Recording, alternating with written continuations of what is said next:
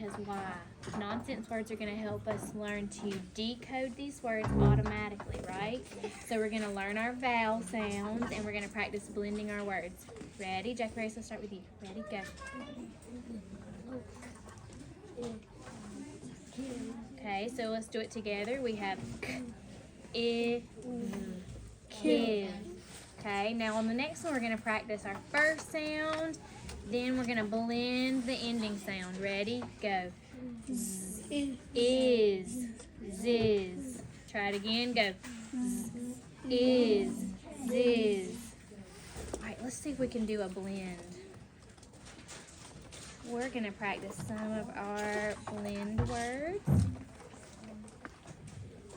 Ooh, this is going to be...